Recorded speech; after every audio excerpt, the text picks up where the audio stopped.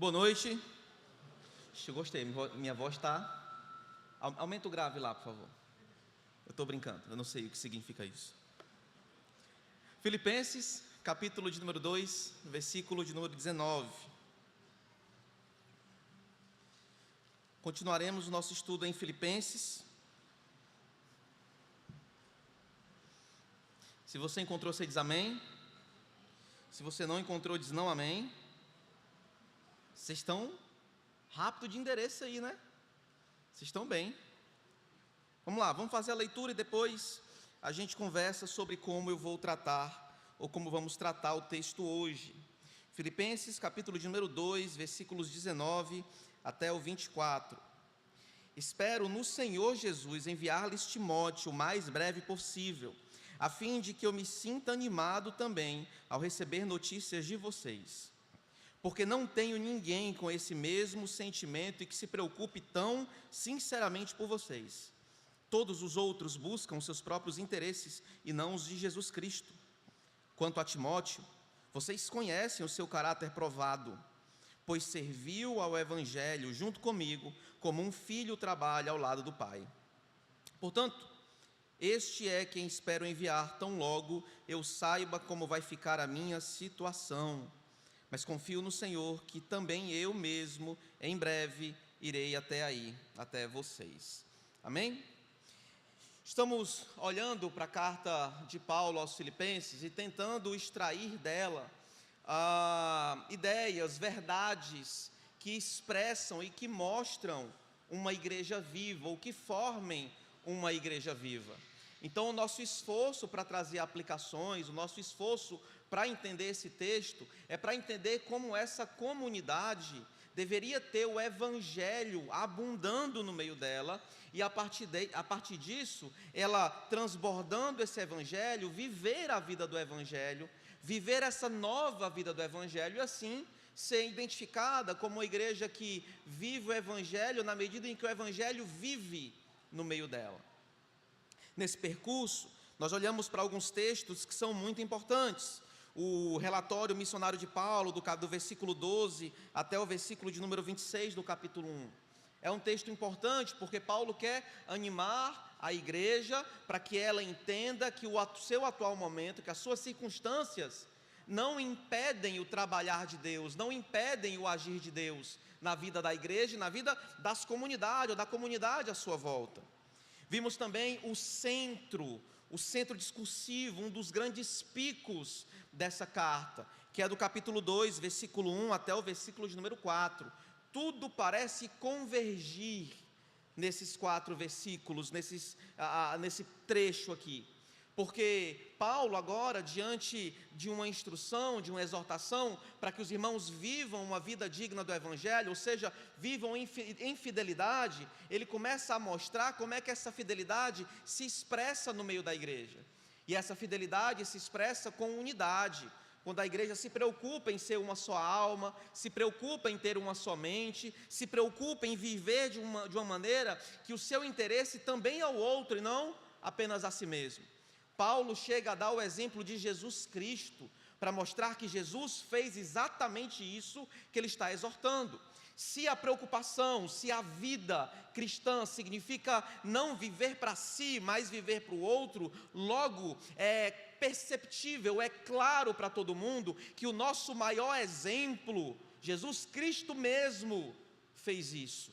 Ele viveu para os outros. Ele se voltou para o outro, ele não buscou seus próprios interesses, porque mesmo existindo em forma de Deus, não considerou por usurpação o ser igual a Deus, antes ele se esvaziou, ou seja, se preocupou com o interesse dos outros, a salvação daqueles que estavam perdidos.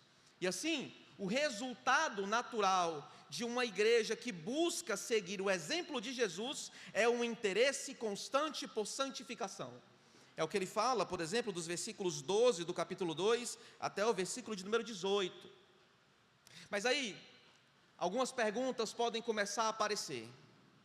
Perguntas como: ok, eu entendo que unidade é um valor essencial para nós como igreja. E eu entendo que nós só podemos viver isso e fazer isso se nós nos desprendemos de nós mesmos e temos um mesmo modo de pensar, uma mesma cultura, mesmas ideias, o mesmo pensamento, ou os mesmos valores, ou a mesma percepção de vida.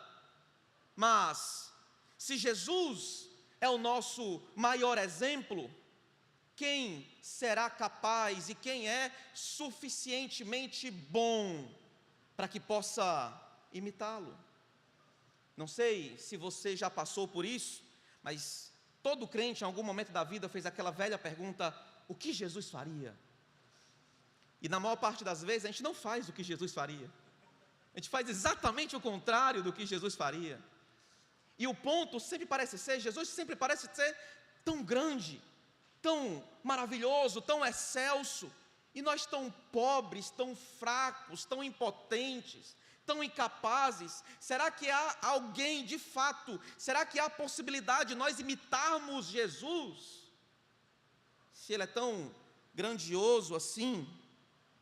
Paulo mesmo diz que nós cuidamos ou desenvolvemos a nossa salvação com temor e tremor, ou seja, em fraqueza. Mas será que nós somos hábeis, capazes? Será que há possibilidade de imitarmos Jesus? Paulo então começa e volta, na verdade, ao seu relatório missionário. E ele vai citar dois nomes, Timóteo e Epafrodito. Escutem bem, Timóteo e Epafrodito são a prova de que imitar Jesus é possível sim. Timóteo e Epafrodito são colocados aqui como exemplos de pessoas que estão imitando Jesus. Na medida então em que o nosso querido apóstolo diz para a igreja se lançar aos interesses de Cristo, buscar os interesses de Cristo, desejar aquilo que Cristo deseja, o nosso querido apóstolo também entrega à igreja pessoas que estão fazendo isso, pessoas que estão vivendo assim. E é quando nós vamos encontrar Timóteo então. Não vamos encontrar Timóteo aqui para ver um simples missionário, mas alguém que está vivendo como Jesus, alguém que está vivendo os interesses de Jesus, alguém que está imitando Jesus, e por imitar Jesus, ele deve ser imitado. Amém? Epafrodito vai ser a mesma coisa, mas eu deixarei para falar de Epafrodito quando formos tratar o texto sobre Epafrodito, tá bom? De todo esse trecho, esse relatório missionário, do versículo 19 até o versículo de número 30, nós vamos ter a mesma síntese, a mesma ideia sendo tratada. E a ideia é a seguinte: que os interesses de Cristo formam em nós o caráter de Cristo.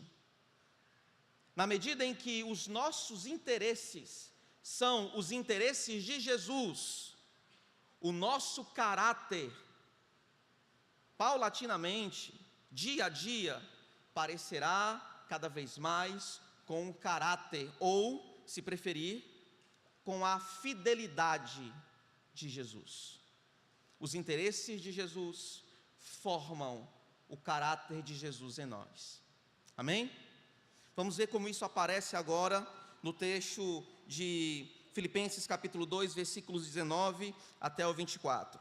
No versículo 19, nós vamos olhar a razão, o motivo pelo qual Paulo envia ou quer enviar Timóteo. Então, vamos ver os motivos do envio aqui no versículo 19. Do versículo 20 até o versículo de número 22, Paulo faz elogios a Timóteo.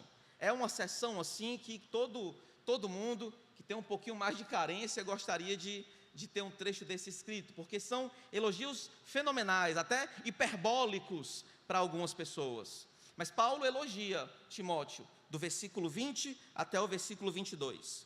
E no final, versículos 23 ao 24, nós vamos ver a esperança dos planos de Paulo. Qual é a sua expectativa? Qual é a sua esperança?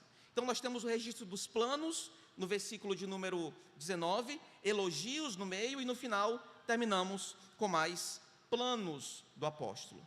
Amém? Entendido? A minha oração, o meu desejo, a minha expectativa é que a igreja entenda uma coisa: que Deus nos chamou para imitá-lo, mas Deus também nos chamou para sermos imitáveis. Deus nos chamou para imitá-lo, para imitar Jesus, mas também Deus nos chamou para sermos imitados. E essa é a pergunta que eu quero que você fique remoendo dentro de você no final. Será que eu sou alguém imitável? Essa é a pergunta que eu quero que você fique remoendo, amém?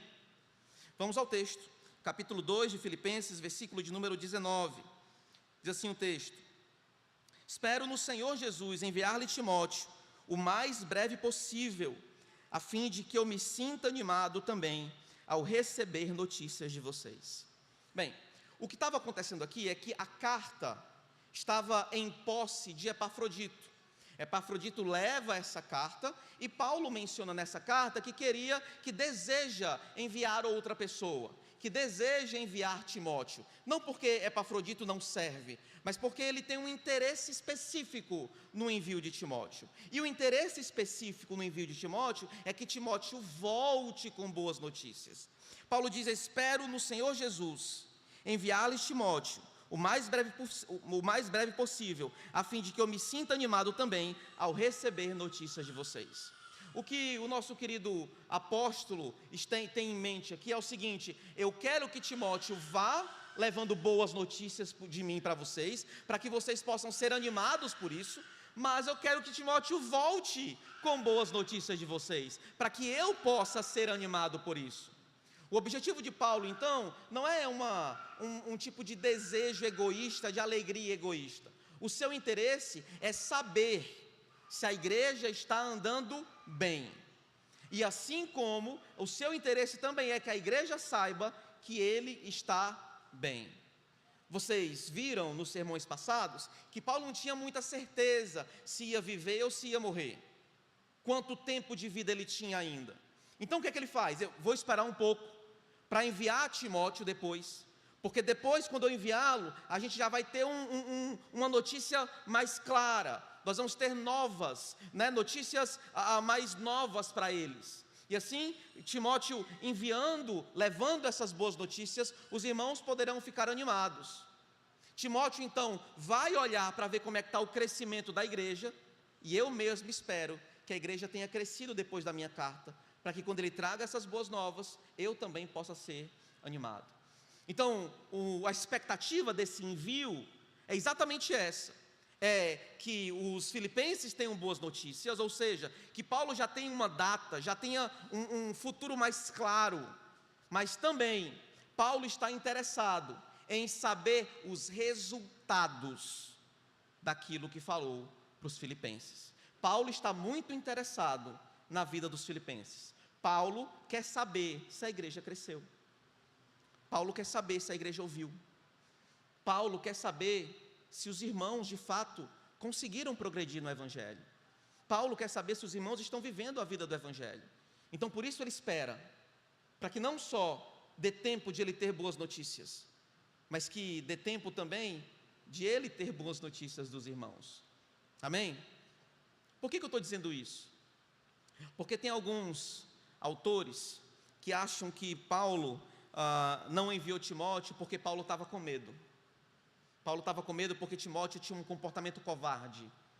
E por esse comportamento covarde, Paulo dá um passo atrás. O ponto de Paulo parece ser diferente. Ele está preocupado com os resultados da sua pregação, e assim como está preocupado com que os irmãos fiquem pensando em muitas coisas, quer que tudo espere um pouco mais, para que as coisas mais claras possam ser ditas e para que a evolução e o crescimento dos irmãos possa ser mais concreto. Amém? A partir do versículo de número 20, nós temos uma série de elogios a Timóteo. Ele disse que queria enviar Timóteo, e agora ele explica o porquê que vai enviar Timóteo e não outro. Versículo 20 diz: porque não tenho ninguém com esse mesmo sentimento e que se preocupe tão sinceramente com vocês. A palavra sentimento aqui pode ser traduzida também como alma, como mente, como mentalidade. como alguém que tem o mesmo tipo de interesse, ou tem o mesmo tipo de preocupação, ou o mesmo tipo de alma que o próprio apóstolo. É um jogo de palavras. Se você lembrar, no capítulo de número 2, versículo de número 2, ele diz que, então, completem a minha alegria, tendo o mesmo modo de pensar, tendo o mesmo amor e sendo unidos de alma e de mente. É a mesma palavra, é a mesma raiz, na verdade. Provavelmente, o que está sendo feito aqui, é Paulo mencionando que Timóteo tem o tipo de qualidade que Paulo espera que os filipenses tenham. O que Paulo está dizendo é: não tenho ninguém com esse mesmo sentimento, com essa mesma mentalidade, ou, como eu entendo, com a mesma mentalidade, mesma preocupação, mesmo interesse que eu tenho. Então, de certo modo, o que Paulo está fazendo é dizendo: eu estou enviando alguém que é um comigo. Se vocês estão precisando de unidade, se o problema de vocês é serem unidos de alma e de mente, eu estou enviando alguém que já tem isso, que vive isso, que sabe o que é isso, que vive da mesma forma. A ideia então parece ser que a mesma atitude interior, positiva em relação aos filipenses, é encontrada tanto em Paulo como em Timóteo. Então, por que Paulo quer enviar Timóteo? Porque essa atitude interior, esse desejo, esse apego e esse amor pelos filipenses, que é encontrado em Paulo, também é encontrado em Timóteo. E ele diz que se preocupe tão sinceramente por vocês, ou com vocês. O que Paulo encontra em Timóteo, então, é alguém que é um com ele, que pensa junto com ele, que tem o mesmo sentimento, que tem a mesma alma, que tem a mesma mentalidade que ele, mas, adicionalmente, explicando esse termo, que se preocupa de maneira genuína. Paulo não estava enviando qualquer um. Paulo não estava enviando alguém que tinha um trabalho a fazer. Paulo estava enviando alguém que estava envolvido com a coisa. Paulo estava enviando alguém que estava emocionalmente envolvido com a coisa. Parêntese, essa é a grande diferença entre um pastor e um psicoterapeuta. A posição do terapeuta é de não envolvimento. A posição dos pastores é de total envolvimento.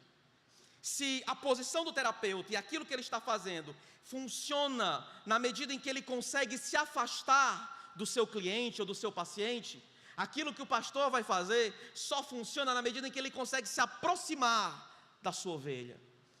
Então, quando Paulo encontra alguém que está totalmente envolvido com a igreja, ele envia ele, porque esse tipo de sentimento não compromete, intensifica o cuidado. Esse tipo de envolvimento não destrói o pastoreio, abre as portas para o pastoreio. Essa é a grande diferença. Nesse ponto, então, Paulo olha para Timóteo e vê que ele tem o mesmo coração, e tem a mesma preocupação, e tem a mesma dedicação. Então, Paulo envia Timóteo. Esse é o primeiro elogio. O segundo elogio está no versículo de número 21. Todos os outros buscam os seus próprios interesses, e não os interesses de Jesus Cristo. E aí nós temos um grande problema. Quem são esses todos? Todos buscam seus próprios interesses. Paulo está falando como se olhasse para Timóteo e encontrasse alguém que é do jeito que ele precisa que fosse, que ele precisasse. Mas quando ele olha ao redor, não encontra nenhum outro. Ele está falando de quem? Ele está falando dos crentes? Ele está falando da sua equipe missionária? Ele está falando dos descrentes? Quem? Quem é que fica procurando seus próprios interesses? São crentes? A equipe de Paulo estava procurando seus próprios interesses? Ele está sendo hiperbólico, ou seja, para que o nosso querido Timóteo possa ser exaltado, ele levanta a bola de Timóteo lá em cima. O que Paulo está fazendo aqui é dizendo o seguinte: olha, de todos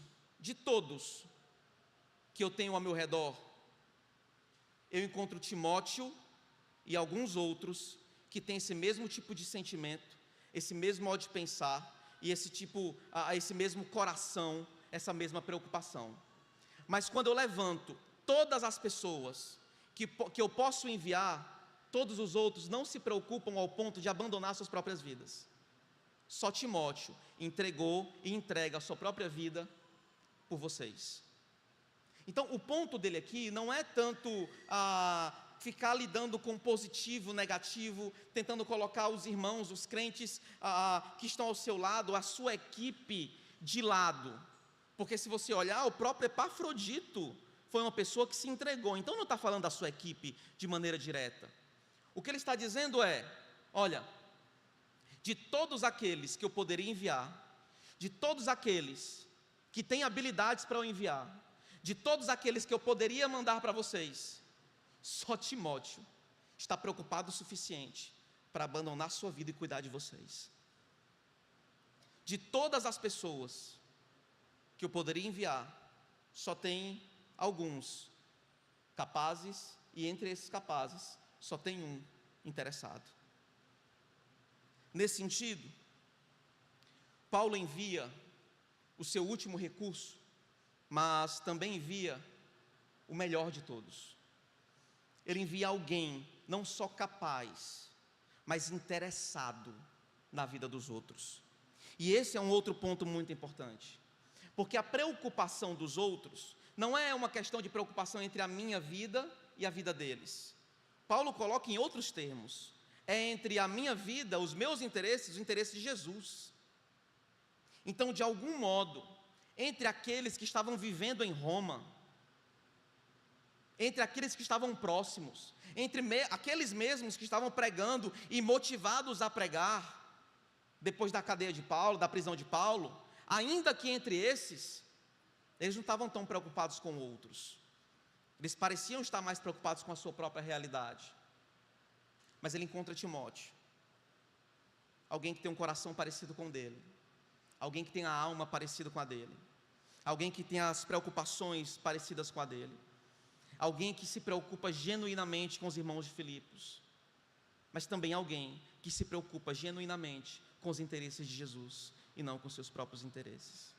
E o que habilita Timóteo para que ele seja enviado, não só apenas esse tipo de qualidade, não apenas ele concordar com os princípios de Paulo, mas ele tem um coração disposto a abandonar aquilo que é dele, para se chegar àquilo que é dos outros.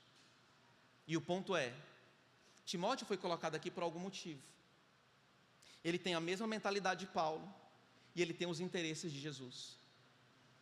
E o que Paulo exorta no capítulo 2, versículos 1 ao 4, é exatamente que eles não buscam os mesmos interesses, não busquem os mesmos interesses. E a partir do versículo de número 5 até o 12, é que eles busquem os interesses de Cristo. Então Paulo não foi colocado aqui, Timóteo não foi colocado aqui por acaso, ele foi colocado como um exemplo. Paulo está dizendo, eu estou enviando para o meio de vocês alguém que vive Jesus. Eu estou enviando para o meio de vocês alguém que imita Jesus, alguém que se entrega como Jesus, alguém que tem os interesses de Jesus, alguém que tem um caráter de Jesus. Não estou enviando qualquer um para vocês.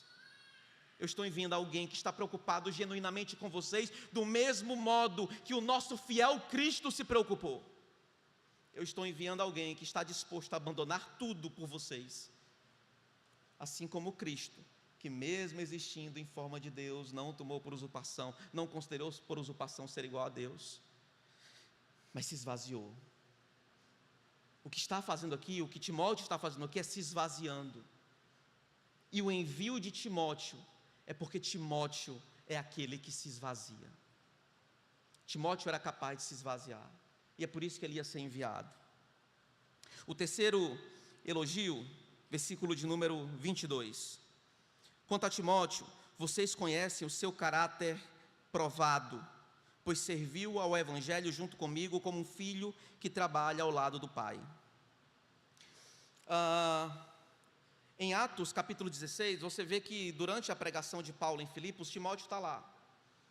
Então, eles conheciam Timóteo já, mas Paulo menciona algo interessante, ele diz que vocês conhecem o seu caráter provado.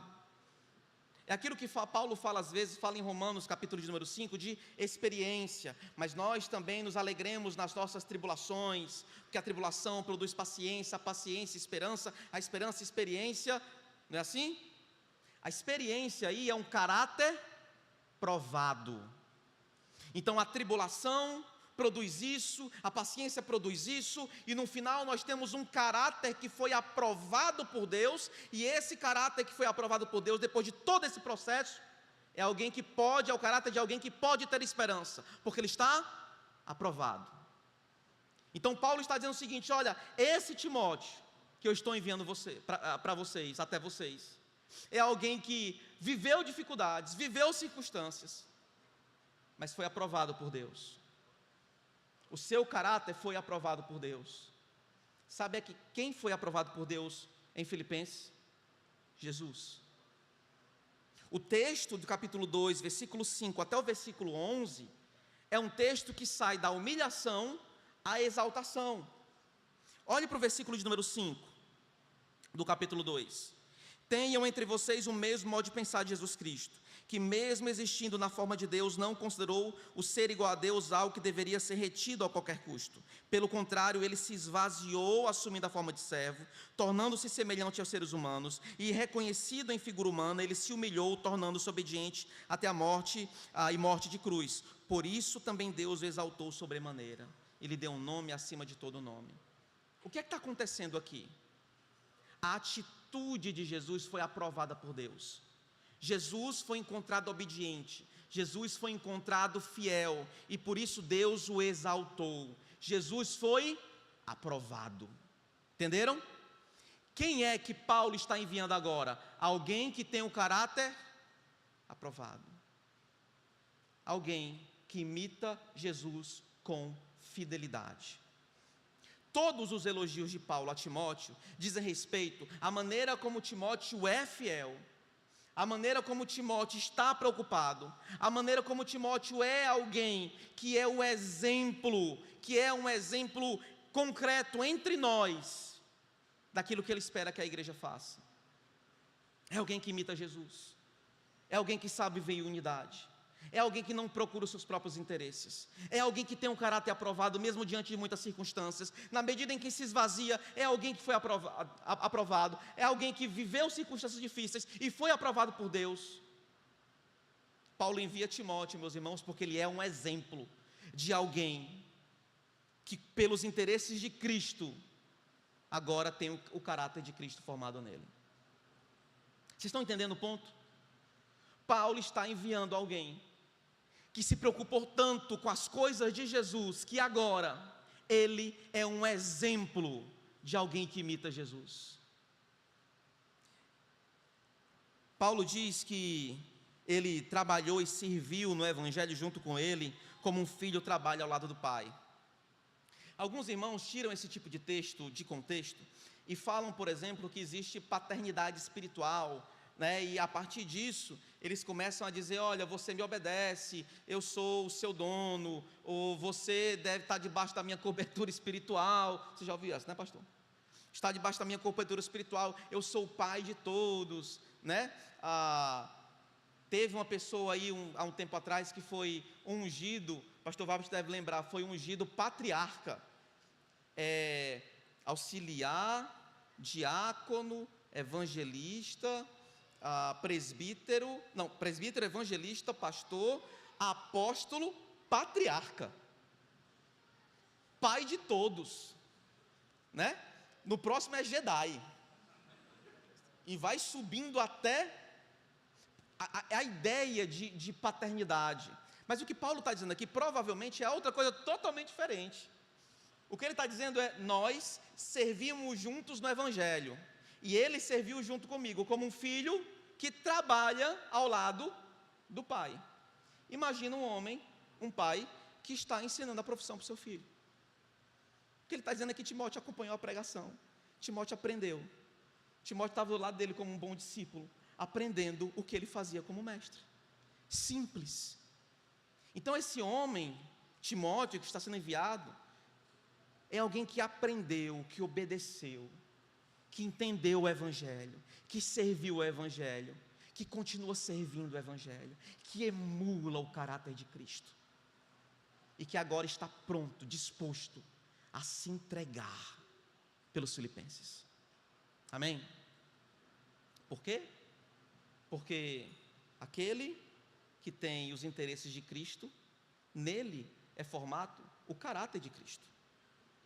Paulo agora encerra o seu discurso no versículo de número 23 e 24. Portanto, este é quem eu espero enviar, ou seja, Timóteo, tão logo eu saiba como vai ficar a minha situação. Então, Paulo não queria enviar Timóteo agora, não é porque Timóteo era covarde, como alguns dizem, mas porque ele não sabia como que ia ficar a sua situação, e ele preferia enviar Timóteo depois que ele tivesse entendimento de como ele iria ficar. Versículo 24, mas confio no Senhor, que eu mesmo, em breve, irei até aí ficar com vocês, que é a mesma esperança que ele tinha no versículo de número 26 do capítulo de número 1. Eu não vou entrar em detalhes, a gente sabe que isso aqui não é uma esperança, uma promessa de Deus na vida dele, mas é uma expectativa. Essa esperança não é uma esperança em que ele tem certeza que vai acontecer, ele está fazendo um plano, ele espera de fato, a expectativa dele é estar com os irmãos para dar fruto com os irmãos, mas ele sabe que pode não acontecer, ou seja, ele precisa saber como é que ele vai ficar antes. Amém? Tudo isso, irmão, não é só para contar os planos, mas para identificar Timóteo como alguém que deve ser imitável, porque quando o caráter de Cristo é formado em nós começamos a ser imitados, ou nos tornamos exemplo para outras pessoas. Amém? Deixa eu fazer algumas aplicações para vocês aqui. Eu disse para o pastor que eu tinha 10, pastor Marcos Paulo, mas eu consegui diminuir, pastor. Foram 3 horas de longo trabalho, agora eu tenho 7. Uma das minhas preocupações é que você saiba como esses textos se adequam ou podem fazer referência à nossa vida. E é a minha tentativa agora.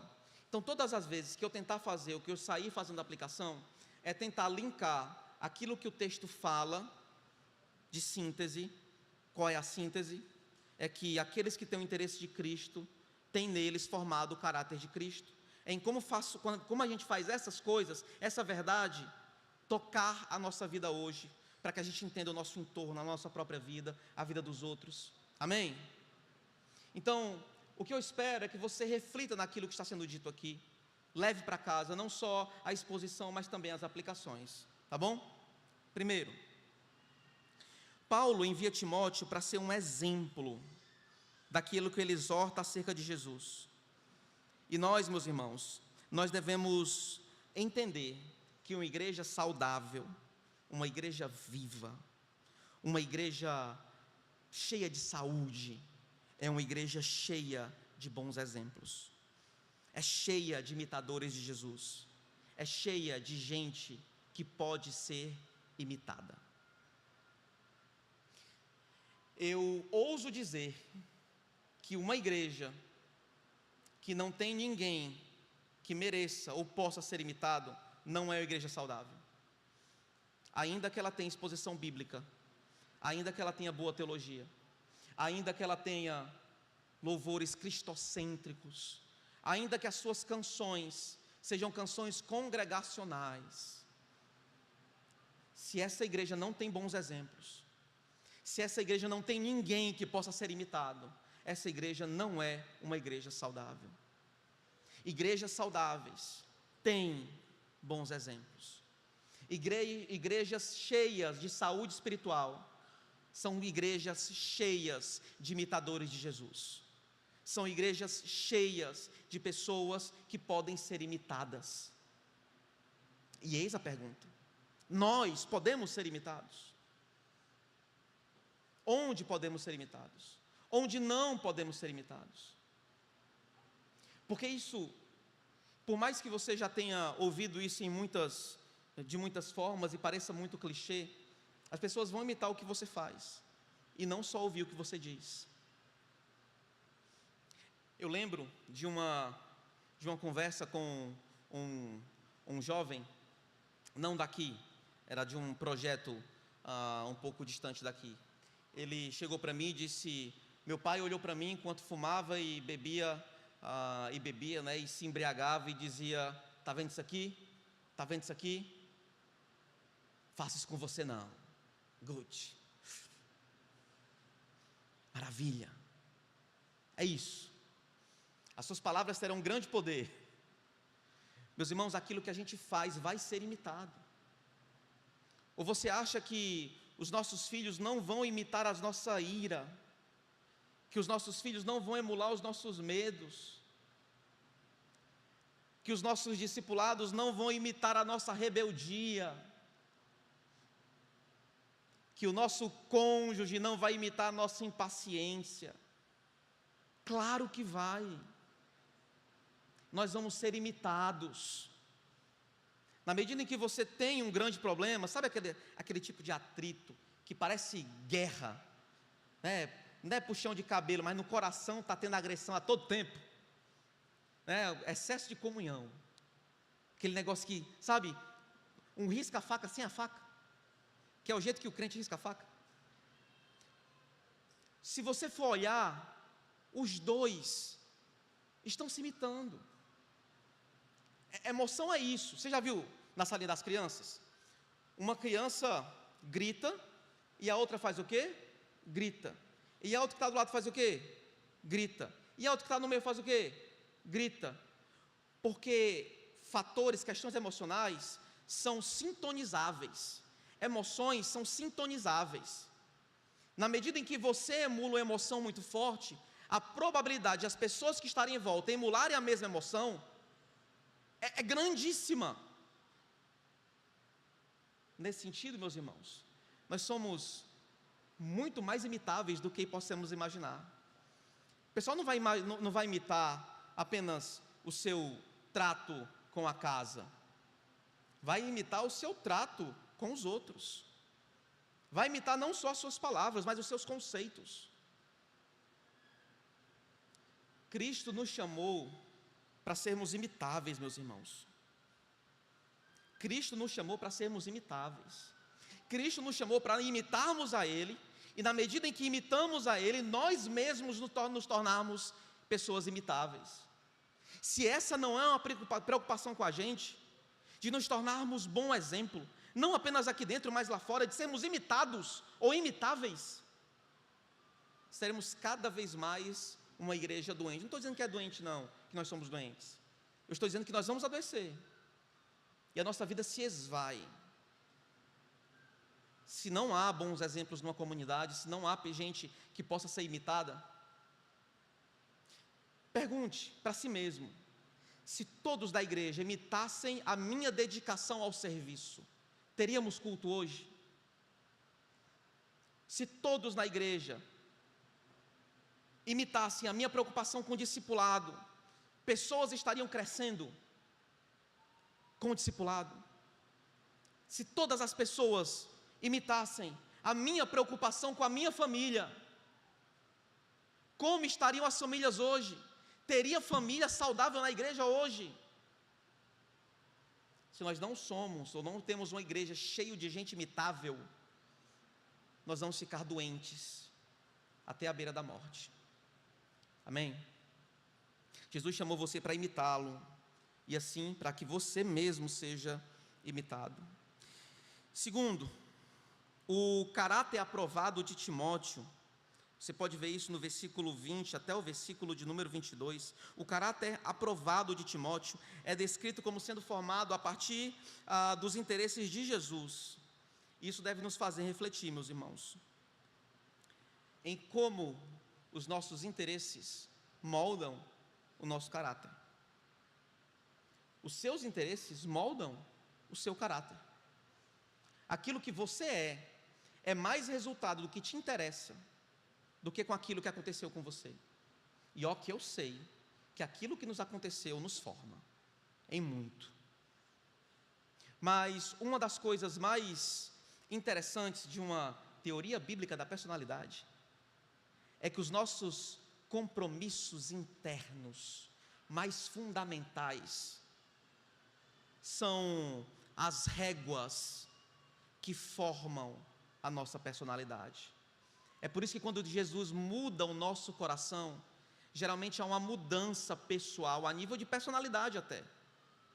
Por quê? Porque mudaram os nossos compromissos internos. Nesse sentido, aquilo que mais te interessa é aquilo que tem mais poder para formar quem você é. Quem você é hoje é resultado dos seus interesses, dos seus compromissos mais fundamentais. Você é um bom médico? Você é um bom terapeuta? Você é um bom professor? Resultado dos seus interesses. Estou falando de meritocracia, tá? Eu sinto urticária quando eu falo de meritocracia. Eu entendo que existe mérito, que é uma parte da realidade, mas meritocracia é estabelecer uma autoridade e um tipo de política, um tipo de governo totalmente baseado em mérito. Aí é loucura, bicho. Ok? Mérito existe. Meritocracia é loucura. Imagina que você agora é um ótimo policial ou um ótimo professor, fruto dos seus interesses. A sua profissão, você é um ótimo designer. Tem muita gente da TI aqui, você é um ótimo programador, fruto dos seus interesses, de noite sem dormir, de muito monster, né? De muito monster. Corta a parte do monster aí, pessoal. Fazer propaganda para ninguém não. De muito energético, né? Como se eu fosse aumentar as vendas do monster, né? Caiu aqui um pouquinho de juízo aqui. Fruto dos seus interesses. A pergunta é: por que nós somos impacientes então? Por que nós somos irados? Por que raiva, ira, ódio, amargura são as coisas que mais se vê na nossa vida? Por que rancor é tão presente? Porque é fruto dos nossos interesses. Você é tão amargurado quanto está interessado nisso, é diretamente proporcional. Aumenta os interesses na amargura, você naturalmente vai ficar mais amargurado. Por que somos péssimos servos? Fruto dos nossos interesses. Meus irmãos, os nossos interesses moldam o nosso caráter. Se os nossos interesses são apenas em relação a gente, nós seremos ótimos egoístas. Seremos maravilhosamente capazes de egoísmo. Mas se naturalmente nos interessamos pelas coisas de Cristo, nos interessamos pelos interesses de Cristo, o caráter de Cristo será formado em nós, amém? Se você está preocupado com os interesses de Jesus, Jesus será formado em você.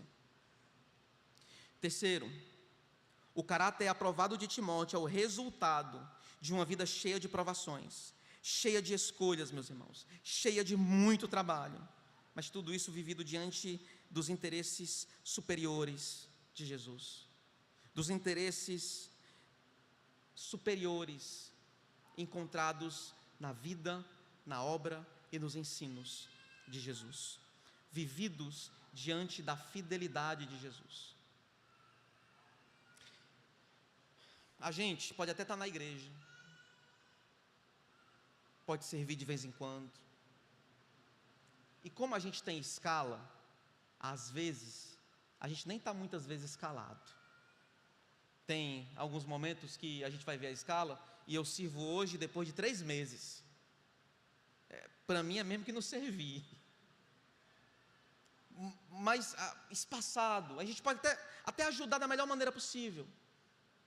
Mas se o nosso objetivo com isso não é uma entrega genuína a Jesus e uma busca intensa por fidelidade a Jesus, nós não estamos buscando os interesses de Jesus. Estamos buscando o interesse da organização, estamos buscando os interesses da instituição, podemos estar buscando os interesses da nossa própria comunidade, como uma comunidade, como um grupo social, mas a gente não consegue enxergar Jesus, a fidelidade dele, e buscarmos a mesma fidelidade, infelizmente, o final disso não é o caráter de Jesus. Talvez, buscando os nossos próprios interesses, consigamos manter essa igreja viva por 150 anos, cheia por 200, mas Cristo não está sendo emulado aqui.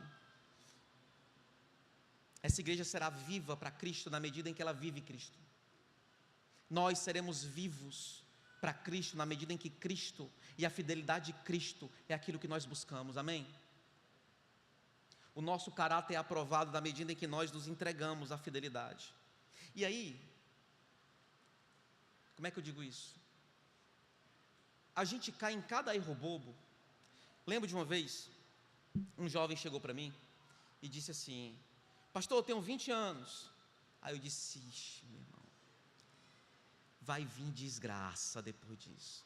Porque se você começou a frase desse jeito, certo? Não vai vir humildade de Jesus depois disso. Eu tenho só 20 anos, pastor. Mas, eu disse: meu irmão doido, esse cara já vacilou. E ele começou a me explicar como ele mesmo viveu tantas dificuldades e era tão mais experiente que os outros jovens da idade dele, e que ele era tão mais consciente, e tão mais isso, e tão mais aquilo. Ele só não é humilde, né, mancho? Passou longe a humildade. E tudo isso foi para dizer, como é que eu vou dizer isso?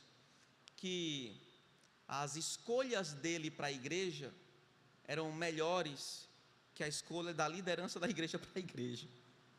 O final da conversa foi essa. Eu disse: senta aí, brother, senta aí que eu quero te explicar uma coisa. Eu disse para ele: eu não ligo para o que aconteceu na sua vida.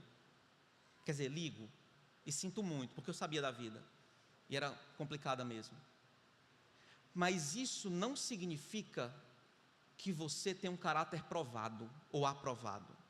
Ter experiência não significa ter sido aprovado, meu amigo. Você está entendendo isso? Você pode ter passado por todas as barreiras da sua vida e em todas elas ter sido infiel. O que prova caráter e o que atesta experiência é fidelidade. É fidelidade. Tem muito pastor de igreja de 40, 50 anos de ministério que se perdeu no adultério, que se perdeu em abuso espiritual. Você vai querer contratar ele para cá só porque ele tem 50 anos de ministério? Não, né? Por quê? Porque tempo e experiência por si só não comprova caráter.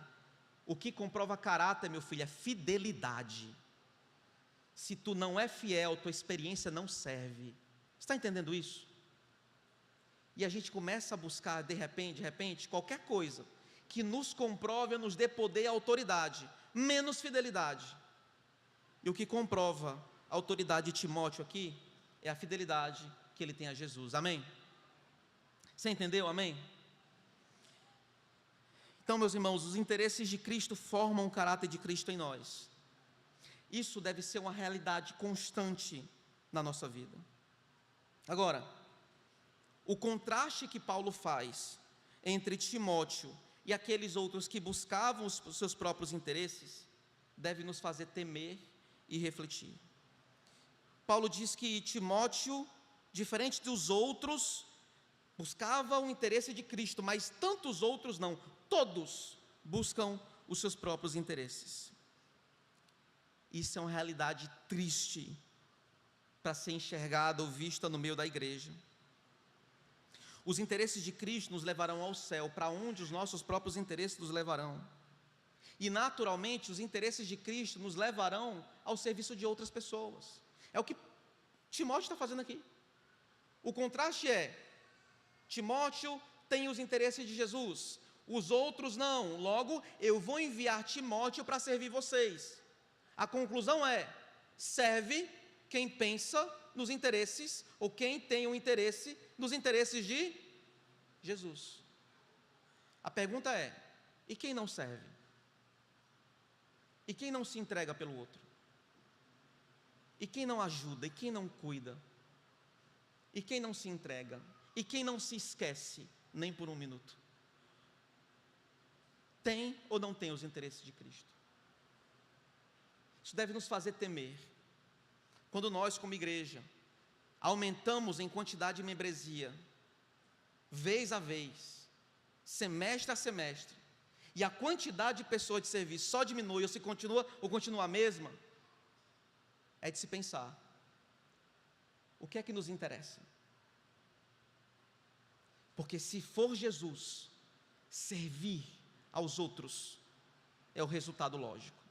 Se não for Jesus, você continuará vindo e voltando, mas você não é um crente fiel, você é um consumidor fiel. Na medida em que as coisas aqui mudam, ou perde o mesmo sabor, você muda de marca. Não é não? Nós não precisamos de consumidores fiéis, meus irmãos, precisamos de imitadores fiéis, de imitadores de Jesus, que sejam fiéis nesse processo de imitação, amém? Não venha consumir, venha imitar Jesus, junto com outros imitadores.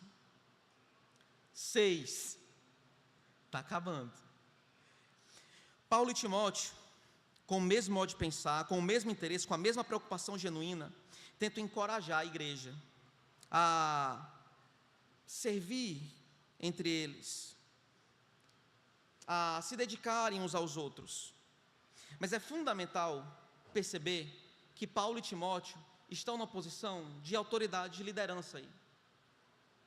E aqui é um chamado a todo aquele que está numa posição de liderança, dos diáconos aos presbíteros, aqueles que estão servindo, organizando alguma coisa.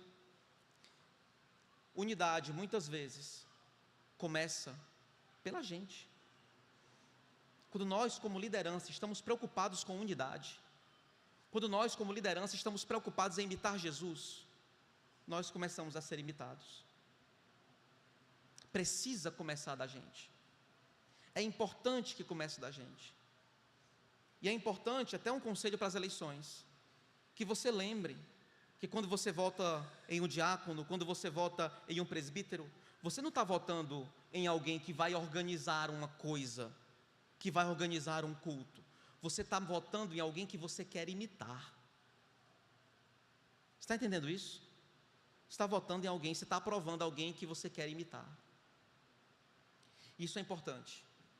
Se nós, como presbitério, se nós, como diáconos, se nós, como liderança da igreja, não ansiamos por essa imitação, não queremos essa fidelidade, se nem nós, que deveríamos ser exemplos ou irrepreensíveis, somos imitáveis, o que dirá aqueles de quem cuidamos? Amém? Meus irmãos, ponto 7, o último. Sempre há possibilidade, nós vemos aqui alguém que não é crente. Eu não vou pedir para você se levantar, nem vou pedir para você levantar a mão, só quero que você escute.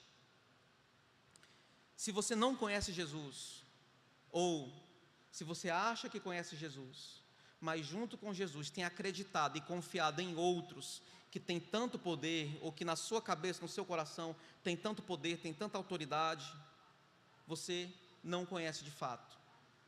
Você nem pode ser o imitador dele, você nem foi salvo por ele, você não o encontrou, você não o conhece. Se você é alguém que nunca ouviu falar de Jesus, ouviu mais ou menos, ou participou de vez em quando de igreja, mas desapareceu, ou nunca fez profissão de fé, nunca confessou de fato, essas verdades, essa exortação não é para você, você não consegue imitar Jesus. Jesus pode ser qualquer pessoa para você, menos o seu Deus e o seu Salvador. Jesus é aquele que deve ser imitado por aqueles que Ele salvou. A boa notícia é que você pode confessar Jesus hoje, é que você pode ser encontrado por Jesus hoje, é que Ele pode se tornar o seu Senhor hoje, e você pode, a partir de agora, imitar a Jesus e a sua fidelidade. abandonando a imitação consistente e problemática da sua família, dos seus amigos, da sua rua, do seu bairro. Você pode imitar alguém muito mais valioso, muito mais precioso do que todos os outros. Jesus te chama para imitá-lo, mas antes de você fazer isso, Ele precisa salvar você. Nesse sentido, creia para que você seja salvo. E sendo salvo, busque incessantemente imitar Jesus. Se você quiser saber como é que isso pode ser feito, converse com um dos pastores.